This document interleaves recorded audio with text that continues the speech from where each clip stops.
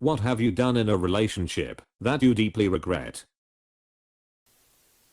Stayed too long. Yep, and not going for the clean break. Definitely a lesson learned. Hardest thing to do was break the cycle. Cut contact. Idealizing them. It's one thing to think about possibilities of you and them, but to get lost in that thought without seeing the reality of the relationship is really dangerous. It made me susceptible to manipulation and abuse because in my mind, this isn't the man I was with. In my idealized version of him, he's capable of being soft and sweet. Also, letting them idealize you feels real good when someone is smitten with you, but there's a certain level where ya gotta tell them to pump their brakes. That you're too cool for me in an admiring tone sounds sweet, and it's easy to say no you are, but like that's the kind of thing that needs a real boundary setting. It's not a compliment to put a partner above yourself. It's not abusive either, it's just not healthy or to be romanticized. Being petty. If she doesn't call, why should I call? If she doesn't show any effort, why should I show effort, etc. Instead of clearly communicating your expectations and or desires in a relationship, we made it a contest of who won more arguments. An obvious recipe for disaster, but I only learned the lesson after it was already over. Yep, been there. There's no place for pettiness in a happy long-term relationship. Not working harder, sooner, on my anger issues that were the worst with him. We didn't fall out love, but he couldn't deal with the explosiveness anymore. I don't blame him. Yeah, same. Lost a good relationship because I was too all over the place. They said they were cool with it until they weren't. I've been the person who was cool with it till I wasn't, and the angry person. It bugs me that some lessons just can't be learned without mistakes. But that's life. As long as you're learning, you're living. After I was sad, I fell into self-harming and being self-destructive. Hitting my head against the walls of the shower, scratching and digging my nails into my skin till I drew blood. Tried to odd cause death, seemed like it was the only way to make all the pain go away. My GF put up with all of my S as lovingly and kindly as she could.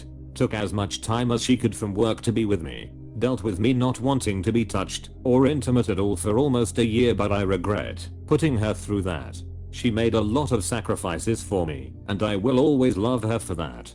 She kept me alive, but she shouldn't have had to do that. I hope you are doing better.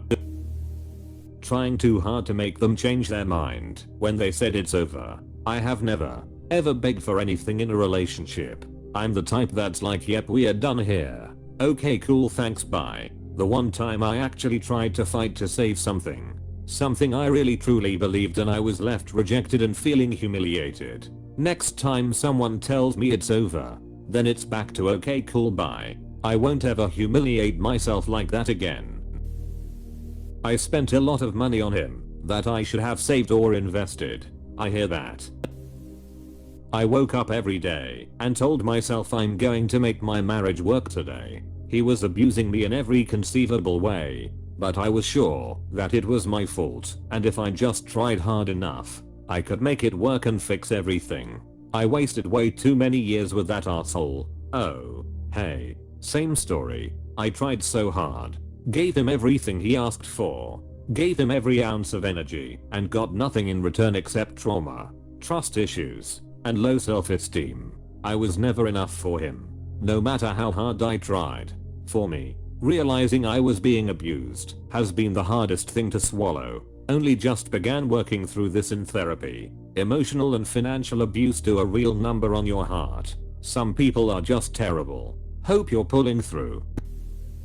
Trusting him when my gut said not to. So much this. I will never listen to anyone telling me I'm being paranoid ever again. If it smells fishy to you, then you got to start looking for the dead fish. Not put up air fresheners and a clothes peg on your nose. What a great way to phrase that. I love it. Settling for someone nice instead of someone I genuinely liked, was attracted to. Edit. Wow. I didn't expect so many people to have similar stories. Big hugs to all of you. If anyone wants my story of this, he was someone I was friends with. I knew he liked me. I liked spending time with him, and I confused it for liking him. I felt guilty for leading him on. And he was the nicest, sweetest guy. Inexperienced in love, but a gentle soul. He had his flaws, but I'd like to think the time we spent together helped him become a better person. Everything was great on paper but zero attraction. TBH. I don't think I was attracted to any of my exes, but this particular relationship was my longest, and we were set to be married soon. That's when my anxiety kicked in. I couldn't explain it, but knew it was too important to ignore. After I ended things, I felt relief, a bit of emptiness, but mostly relief. I started upper FWB with a good friend. The spark was instantaneous. The attraction was probably already there, and we just never knew it. But he blew me away. We've been dating a year now, and the spark hasn't dimmed. My ex is moving on to greater things, and I heard through the grapevine he wanted to go and see that he's got a great new job offer. I'm happy and proud of his success. I hope someday he can forgive me and be happy for mine. Not being on medication, I was completely and utterly selfish, and I regret with every fiber of my being how I treated my partner. Never again. I often said sorry when I should have said foo, or just leave. Oh, I struggle with this so badly. I did it for peace and harmony, but I'm so done with it. Pushing too hard and asking for too much too soon. Do you think this is because of abandonment issues? For me it is. For me it was not being able to see that they didn't want what I wanted. They wanted less and didn't reach out as much. But in my head the passion that we experienced was still so strong. It made it hard to see the darker shadows of their lack of interest or engagement. Begged for a man back that broke up with me. Never again. Feel this. I'll let my alcoholism because my priority. I don't know how that relationship ended because I never received closure besides I'm not doing the long distance thing, but I'm sure my alcoholism had something to do with it. I haven't had hard liquor since May 17th, 2018, so I can say for sure that I'll never be that ugly again. Congratulations on 4 years. Thank you so much. I'm happy to say that the time is just flying by and I don't miss it at all. Taking everything out on them when in the midst of my mental illness. I took him for granted and didn't try hard enough on my end to be a good partner to him. All I can say is I hope I've learned from my mistakes. Moved in after 2 months. Relationship ended shortly after that. He ran me out of my money. Kept it in the closet. She has passed away and I wish I could just talk to her one more time. Jesus. Hope things have gotten a bit better. Hugs. Ignored red flags. Accepting too much.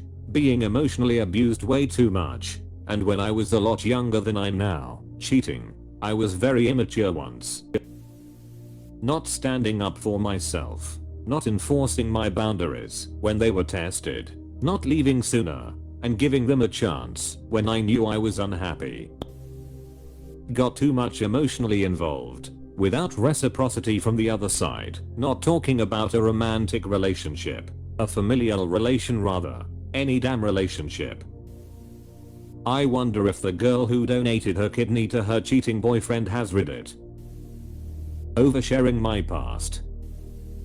Sexual acts I didn't truly want. I thought that being in a relationship meant making sacrifices. It does, but these sacrifices should never be in the bedroom. I'm okay with anal now, but that's only because I only do it when I'm really craving it now and not forcing myself to do it despite what mood I'm in or not in. Anal you're not 100% gung-ho for rarely goes well. You don't ever have to be okay with it if you don't want it. And it's wrong for a guy to push you to do something that's painful or humiliating or uncomfortable. You're allowed to say no. I had to learn this too. And I'm still mad at myself for not telling him to pee off. Close bracket. Leaving a great person because I thought they were boring, only to discover the hard way that stability, honesty, and loyalty are not negative personality traits.